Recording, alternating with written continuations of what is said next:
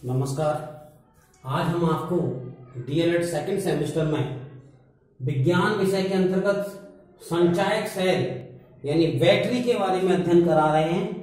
जो हमारे घरों में जो बैटरी होती है, जिसे हम इन्वर्टर के द्वारा या सौर पैनल के द्वारा चार्ज करके, या हमारे घर में जो चार्जर होता है उसके द्वारा चार्ज करके पुनः हम उसका प्रयोग ऊर्जा के रूप में करते रहते हैं। ये एक ऐसा माध्यम है, जिस प्रकार मैंने आपको बताया था कि शुष्क सेल वो कि जिसका विद्युत वाहक बल 1.5 वोल्ट होता है, और उससे पहले भी एक मैंने सेल के बारे में बताया था। तो आज मैं आपकी बात करने जा रहा हूं संचायक सेल, और इसको हम कहते हैं सीसा संचायक सेल। सीसा संचायक सेल के नाम से भी जाना जाता है, लेकिन तुमने टेक्स्ट बुक में ये संचायक सेल के नाम से सीसा संचायक सेल इसलिए कहते हैं क्योंकि इसमें लेड का प्रयोग किया जाता है। लेड रांगा, ये रांगे के ये होते हैं, ये वाला रांगा बना होता है ये, और ये काफी वेटेड होता है, काफी भारी होता है। रांगे का जो यूज करते हैं काफी वेट वाला होता है, जो ऊपर सिल्वर कलर जैसा, दूषित कलर जैसा होता है। इसकी हम बात करें तो ये क्या करता है, ये मैं इसका परिचय देना चाहूंगा। ये रासायनिक ऊर्जा को विद्युत ऊर्जा में बदल देता है। रासायनिक ऊर्जा को विद्युत ऊर्जा में बदलने का काम करता है। सबसे पहले रासायनिक ऊर्जा को विद्युत ऊर्जा में इसलिए बदलता है क्योंकि इसमें हम H2SO4 का तनु विलयन डालते हैं, यानी डायल्यूट H2SO4। इसे सल्फ्यूरिक अम्ल भी कहते हैं या सल्फर अम्ल भी कहते हैं। इसका विलयन, तनु विलयन डाला जाता है, और तनु विलयन डालने के लिए ये इसमें एक छिद्र होता है।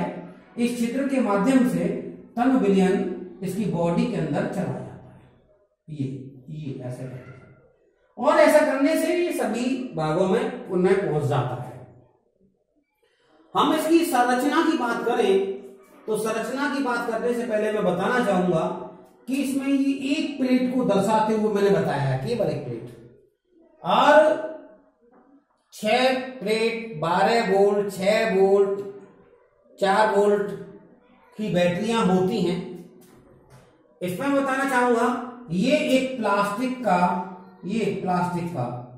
या कांच का कवर होता है, रबड़ का बर्तन है ये, रबड़ का बर्तन। और कैसा होता है, घन के आकार का, घनाकार। और इसी को हमारे घरों में एक्साइड की battery, tubular battery, flat battery, solar battery, और हमारे घरों में जो तमाम ल्यूमिनस तमाम होती, माइक्रोटेक्स तमाम बैटरियां आती हैं, उन सभी का कार्य पद्धति इसी सिद्धांत पर आधारित है। इसमें देख रहे हैं ये 2 सिरे होते हैं। ये वाला सिरा लेड ऑक्साइड का बना होता है, इसमें सीसा लेड ऑक्साइड जुड़ा होता है, और ये सिरा केवल लेड का बना होता है। इसके अंदर इस प्रकार से बनाया जाता है कि एक दूसरे से टच ना हो पाए। जैसे ये देखिए, ये सिरा इसको, ये सिरा इसको, ये देख रहे हैं आप, ये पूरा इसका संबंध इस तरीके से कर दिया जाता है कि दोनों से संयुक्त होकर के यहां पर इसको आउटपुट दे सके। सीसा संचायक सेल में पहले विद्युत धारा प्रवाहित करते हैं, यहां से धन वाले सिरे से धन वाला सिरा, और ऋण वाले सिरे से। और ये धन वाला सिरा लाल रंग का होता है। कैसे रंग का होता है, हमेशा लाल रंग का होता है, जिस पर प्लस लिखा होता है। और ये काले रंग का होता है, नेगेटिव वाला। इसे कैथोड एनोड के नाम से भी जानते हैं। इनको पहले आवेशित किया जाता है। आवेशित करने की मतलब क्या है कि इसमें H2SO4 जो विलयन भरा होता है उसको पहले इलेक्ट्रोलाइसिस क्रिया कराई जाती है। इलेक्ट्रोलाइसिस का मतलब है वैद्युत अपघटन अभिक्रिया। वैद्युत अपघटन अभिक्रिया में क्या है, वैद्युत अपघटन क्रिया होती है। जब H2SO4 विलयन में विद्युत धारा प्रवाहित होती है तो H2 अलग हो जाता है, SO4 अलग हो जाता है। और ये SO4 में जो मैंने अभी बताया था कार्य कार्य पद्धति पिछले चैप्टर में मैंने सेल के अंतर्गत मैंने बताया था, इसमें बताया था मैंने साधारण सेल के बारे में बताया था, कॉपर, कांच का इलेक्ट्रोड एक ही जस्ता वाला तार लिया था। तो उसमें मैंने बताया था कि जब H2SO4 में विद्युत अपघटन क्रिया कराई जाती है 2HSO4 बन जाता है, यानी ये H2SO4 इसमें विद्युत अपघटन क्रिया कराई जाती है तो 2H प्लस SO4 अलग हो जाता है -2 और ये प्लस का आ जाता है। विद्युत अपघटन क्रिया में हाइड्रोजन अलग हो जाती है, सल्फेट अलग हो जाता है। तो इसके बारे में मैंने आपको ये सारी विधियां बताई थी, है ना। तो आज मैं इसी के तनुगंधक अम्ल के बारे में बताने जा रहा हूं। जब इसको हम बैटरी को चार्ज कर लेते हैं, इसे बैटरी भी कहते हैं या सब्जेक्ट सेल भी कहते हैं, इसको जब चार्ज कर लेते हैं तो उसके लिए एक इंस्ट्रूमेंट यानी उपकरण लगाया जाता है, इसे एडाप्टर के नाम से भी जानते हैं या चार्जर के नाम से जानते हैं या इन्वर्टर भी कह लीजिए। इन्वर्टर भी क्या करता है, इन्वर्टर पहले इसको चार्ज करता है, फिर इसके डीसी करंट को एसी में चेंज कर देता है, ये काम करता है इन्वर्टर। और हम साधारण चार्जर का भी यूज कर सकते हैं, और ये क्या करता है साधारण चार्ज भी क्या करता है, एडाप्टर की तरह होता है, वो इसको इसमें विद्युत धारा प्रवाहित करके इसके विद्युत अपघटन की क्रिया कराता है।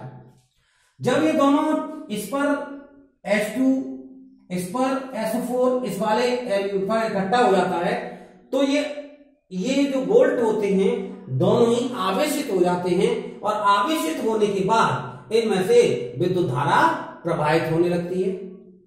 और ये जब निरावेशित हो जाते हैं, डिस्चार्ज हो जाते हैं, पुनः इसको हम रिचार्ज कर लेते हैं, और रिचार्ज करने के बाद फिर इसको उपयोग में ला लेते हैं। ऐसा करने पर हम इसकी लॉन्ग लाइफ बैटरी के नाम से भी जानते हैं। बहुत लंबे समय तक हम इसका यूज कर सकते हैं। बहुत लंबे समय का यूज करने का मतलब 2 साल, 3 साल, 4 साल, मैक्सिमम 5 साल तक हम इसका प्रयोग कर सकते हैं। जैसे जैसे आपकी बैटरी की क्षमता है उसी के अकॉर्डिंग इसके लिए कार्य कर सकते हैं। जब इसमें ये H2SO4 का जो विलयन भरा हुआ है, ये वाला विलयन, जब इसमें ये कम हो जाता है तो पुनः हम इसमें पानी भी मिला देते हैं। और पानी जो मिलाते हैं वो पानी आसुत जल को ही मिलाते हैं। डायरेक्ट हम इसमें नल का या टोटी का पानी नहीं मिलाएंगे, कुएं का पानी नहीं मिलाएंगे। इसमें आसुत जल, जिसे आसुत जल कहते हैं, डिस्टिल वाटर वैसे बरसात का जो जल होता है इसको हम अपनी छतों पर पहले छतों को साफ कर लें। साफ करने के बाद एक पाइपलाइन के द्वारा फिल्टर करके उस पानी को हम कहीं नीचे टैंक में या किसी और टंकी में एकत्रित कर लें। एकत्रित करने के बाद उसकी जो अशुद्धियां होती हैं उनको नीचे बैठने दें, और फिर उस पानी को छानने के पश्चात हम उसको बैटरी का पानी यानी वो पानी बना बरसात का पानी, उसको यूज कर सकते हैं।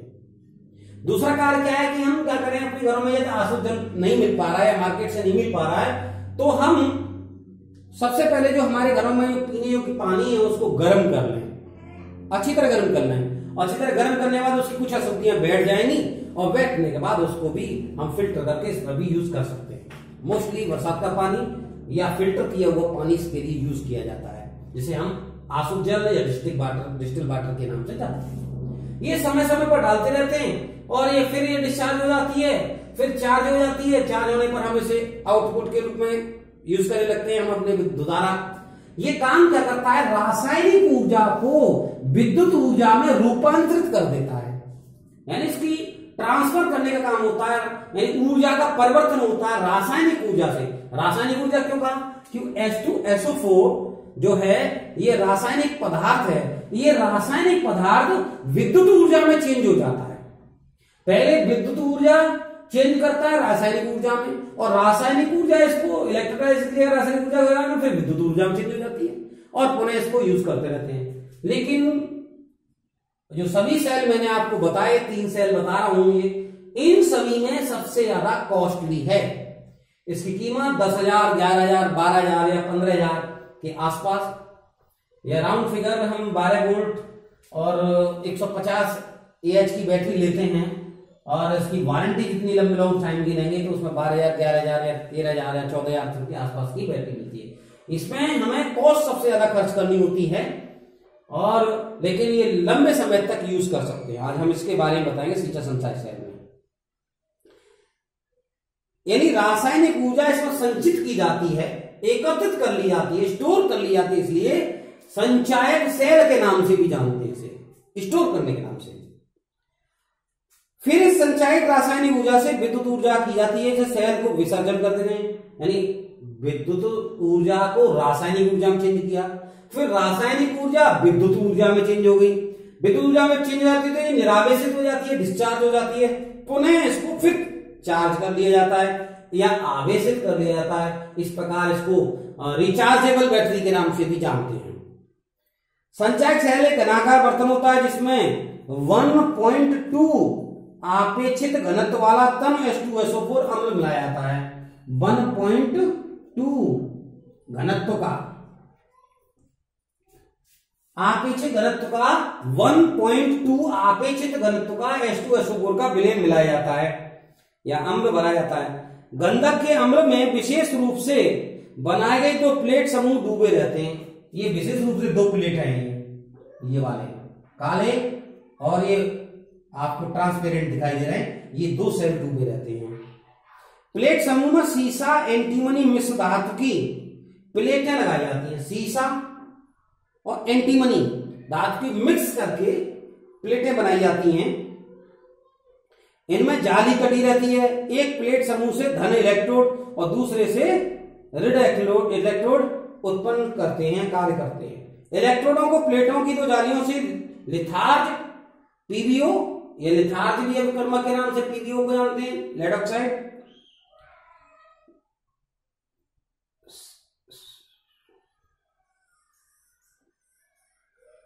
भर दिया जाता। बर्तन के ऊपर एनोड तथा कैथोड के सिरे पर निकल रहते हैं। सेल में एसिड या पानी डालने के लिए एकत्रित करने के लिए छिद्र होता है, ये मैं बता चुका हूं आपको। अब कार्य प्रणाली के बारे में बताएं हम आपको।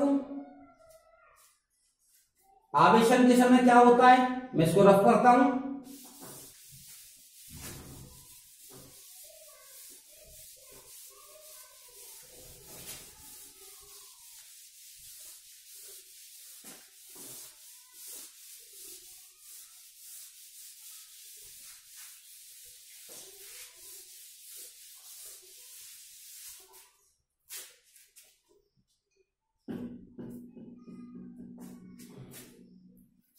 सेल का आवेशन,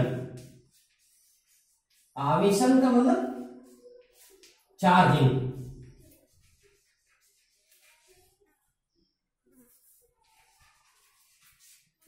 चार्जिंग के नाम से भी जानते हैं इसको। सबसे पहले क्या करते हैं, सेल में आवेशित करने के लिए इसे विद्युत वाहक बल के किसी अन्य स्रोत से इस प्रकार संबंधित कर दिया जाता है कि सेल के भीतर एनोड से धारा कैथोड की तरफ जाए, यानी धारा एनोड से कैथोड की तरफ जाए, यानी धारा का प्रवाह,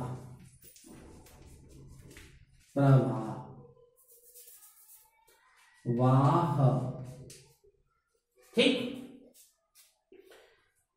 फिर क्या होता है कि एनोड पर देखिए क्या क्रिया क्या होती है। एनोड पर हम क्रिया की बात करें तो PbO यानी लेड ऑक्साइड ऑक्सीकृत हो जाता है, यानी ऑक्सीकृत यानी ऑक्सीजन के साथ क्रिया हो जाती है तो बनाता है PbO2 बनाता है, PbO2 और प्लस 2 इलेक्ट्रॉन डिस्चार्ज हो जाते हैं, अलग से निर्गसित हो जाते हैं ये इलेक्ट्रॉन, ठीक। कैथोड पर क्या होता है,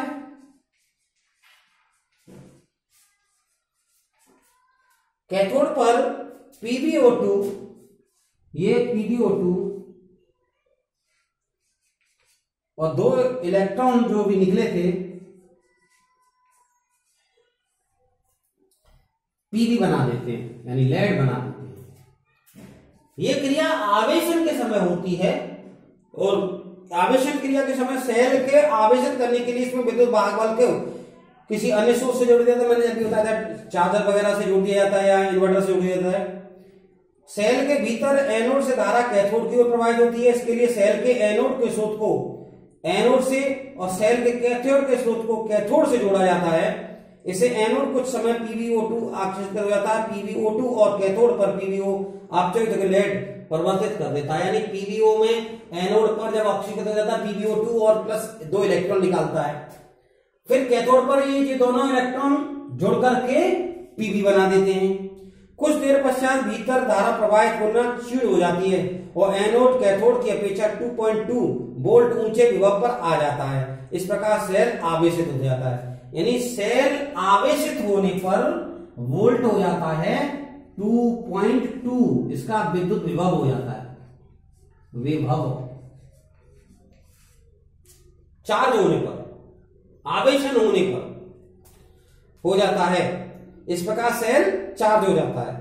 सेल के निरावेशन के समय इस क्रिया में ऋणात्मक प्लेट पर लेड Pb ऑक्सीकृत होकर लेड ऑक्साइड PbO बनाता है, अर्थात 2 इलेक्ट्रोड कैथोड पर मुक्त हो जाते हैं। इसी के साथ धनात्मक धनात्मक प्लेट पर लेड डाइऑक्साइड PbO2 अपचयित हो जाता है और लेड ऑक्साइड PbO में बदल जाता है। इस क्रिया में आवश्यक 2 इलेक्ट्रॉन कैथोड से प्राप्त हो जाते हैं। सेम इसकी उल्टी अभिक्रिया हो जाती है, यानी यह Pb से ये दोनों चीजें बनती हैं, किस पर, एनोड पर, फिर ये चीजें से PbO बन जाता है। इसको बता रहे हैं, देखिए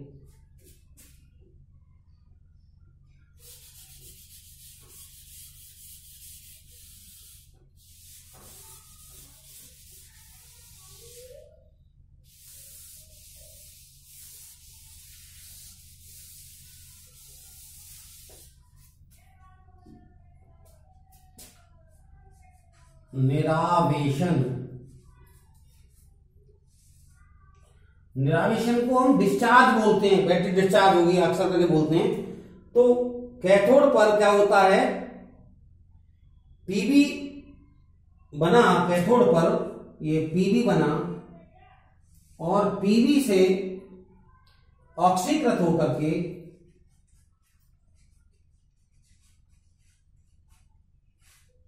क्या बनेगा, PbO2 बनेगा और 2 इलेक्ट्रॉन्स निकल जाएंगे, मुक्त हो जाएंगे। एनोड पर क्या हो जाएगा, ये PbO2 जो बना और 2 इलेक्ट्रॉन्स हुए, ये PbO बना देंगे, PbO अपचयन होकर के, ये अपचयन होता है, इसमें 2 इलेक्ट्रॉन रिलीज हो जाते हैं, मुक्त हो जाते हैं। इस प्रकार से सेल, इस अभिक्रिया में विलयन में जल की मात्रा बढ़ती जाती है, ठीक, जिससे विलयन का घनत्व कुछ घट जाता है। सेल के विद्युत वाहक बल में कमाया होता है, इस विद्युत वाहक बल 1.8 रह जाता है।